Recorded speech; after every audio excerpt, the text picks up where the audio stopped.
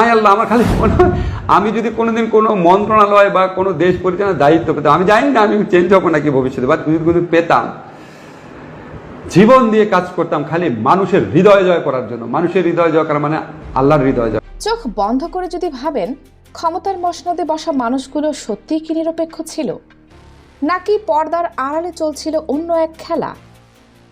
আজকের এই প্রতিবেদন আপনাকে নিয়ে যাবে সেই অন্ধকার অধ্যায়ের ভেতরে, যেখানে মুখোশ খুলে পড়েছে একের পর এক সুশীল মুখ।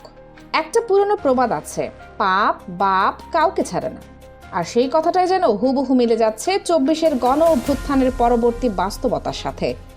হাজারো ছাত্র জনতার রক্তে ভেজা রাজপথের ওপর দাঁড়িয়ে যারা অন্তর্বর্তীকালীন সরকারের ক্ষমতা এসেছিলেন, নিজেদের নিরপেক্ষ ও সৎ দাবি করেছিলেন, আজ তাদের প্রকৃত চেহারা জাতির সামনে উন্মোচিত হয়েছে একেবারে নির্মমভাবে।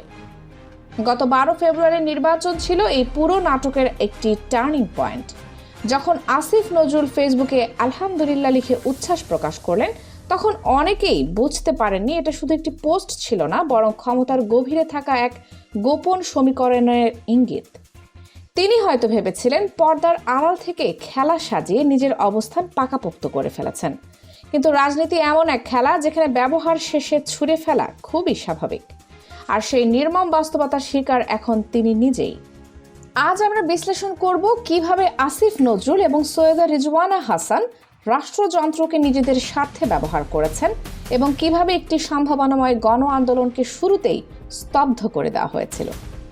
আজ বুধবার 8 এপ্রিল। দুর্নীতি দমন কমিশন দুদকে জমা পড়েছে এক বিস্ফোরক অভিযোগ। সুপ্রিম কোর্টের আইনজীবী ব্যারিস্টার সারওয়ার হোসেন সরাসরি উপস্থিত হয়ে সাবেক আইন উপদেষ্টা আসিফ নজরুল এবং তার পিএস মাসুমের বিরুদ্ধে শত কোটি টাকার দুর্নীতির অভিযোগ এনে অনুসন্ধানের আবেদন করেছেন। অভিযোগের কেন্দ্রবিন্দু বদলি বাণিজ্য। অন্তর্বর্তী সরকারের 2 বছরে দেশের মানুষ যখন সংস্কারের আশায় অপেক্ষা করছিল, তখন আইন মন্ত্রণালয়ের ভেতরে নাকি চলছিল এক ভিন্ন খেলা। অভিযোগ অনুযায়ী কোনো নীতিমালা না মেনে 286 জন সাব রেজিস্ট্রারকে বদলি করা হয়, আর এই বদলির প্রতিটি ধাপের লেনদেন হয়েছে কোটি কোটি টাকা। একটি মন্ত্রণালয় যার কাজ ছিল বিচার ব্যবস্থায় স্বচ্ছতা আনা, সেটিই পরিণত হয়েছিল টাকার মেশিনে। এই অভিযোগ সামনে আসার পর রাজনীতিতে শুরু হয়েছে তীব্র আন্দোলন। নির্ভরযোগ্য সূত্র বলছে যে কোনো সময় গ্রেফতার হতে পারেন আসিফ নজরুল। তবে এখানেই শেষ নয়, তার বিরুদ্ধে আরও অভিযোগ। দেশের বিচার ব্যবস্থাকে নাকি তিনি বিক্রির হাটে পরিণত করেছিলেন।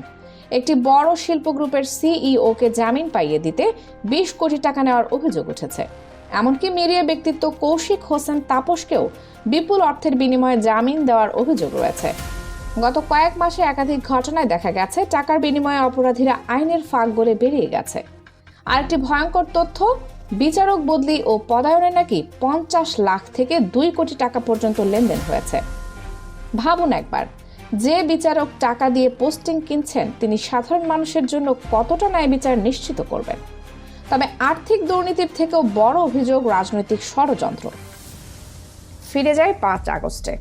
যখন শেখ হাসিনা দেশ ছাড়েন, তখন রাজপথে থাকা মানুষের দাবি ছিল একটি নতুন বিপ্লবী সরকার, নতুন সংবিধান, নতুন রাষ্ট্র কাঠামো। কিন্তু সেই সময় আসিফ নজরুল আইনি জটিলতার যুক্তি তুলে সেই সম্ভাবনাকে থামিয়ে দেন। তার পরামর্শে বিপ্লবী সরকার গঠন না হয়ে পুরনো সাংবিধানিক কাঠামোর মধ্যেই অন্তর্বর্তী সরকার শপথ নেয়। রাষ্ট্রপতি শাহাবুদ্দিন চুপ্পুর অধীনে সেই শপথ অনেকের মতে ছিল বিপ্লবের চেতনাকে খর্ব করার সূচনা। অভিযোগ আরও গুরুতর, ক্ষমতার নিয়ন্ত্রণ ধরে রাখতে নাকি ভুয়া সমন্বয়ক তৈরি করা হয়েছিল। পুরো প্রক্রিয়াটি ছিল সুপরিকল্পিত। ফলাফল, একটি গণ অভ্যুত্থান যা নতুন বাংলাদেশের সূচনা হতে পারত, তা আটকে যায় পুরনো ব্যবস্থার ভেতরেই। এদিকে সৈয়দা রিজওয়ানা হাসানের বিরুদ্ধে উঠেছে পাহাড় সম অভিযোগ। পরিবেশ রক্ষার প্রতীক হিসেবে পরিচিত এই ব্যক্তির বিরুদ্ধে এখন অভিযোগ প্রকল্পের টাকা আত্মসাৎ, সম্পত্তি দখল এবং বিদেশে অর্থ পাচার। যুক্তরাষ্ট্র, দুবাই এবং আজারবাইজানে অর্থ পাচারের অভিযোগ ইতোমধ্যে তদন্তাধীন। তবে সবচেয়ে বিতর্কিত বিষয় তার একটি সাক্ষাৎকার। সেখানে তিনি স্বীকার করেন একটি রাজনৈতিক দলকে মূলধারায় আসতে দেওয়া হয়নি। এই বক্তব্য সরাসরি প্রশ্ন তোলে 12 ফেব্রুয়ারি নির্বাচনের নিরপেক্ষতা নিয়ে। অভিযোগ উঠেছে প্রশাসনিক প্রভাব খাটিয়ে নির্বাচন প্রভাবিত করা হয়েছে।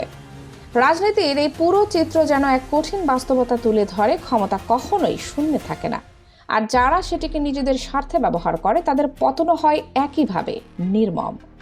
আজ যখন গ্রেফতারের গুঞ্জন চারিদিকে, তখন অনেকেই বলছেন এটাই হয়তো কর্মফল। শেষে প্রশ্নটা আপনাদের কাছেই, এই ঘটনাগুলো কি কেবল রাজনৈতিক প্রতিহিংসা, নাকি সত্যিই উন্মোচিত হচ্ছে এক ভয়ঙ্কর দুর্নীতির চিত্র? আর যারা শহীদদের স্বপ্নের সাথে বিশ্বাসঘাতকতা করেছে, তাদেরকে দৃষ্টান্তমূলক শাস্তি হওয়া উচিত। আপনার মতামত জানাতে ভুলবেন না। কানিজ ফাতেমা, সোমা, 0 টিভি।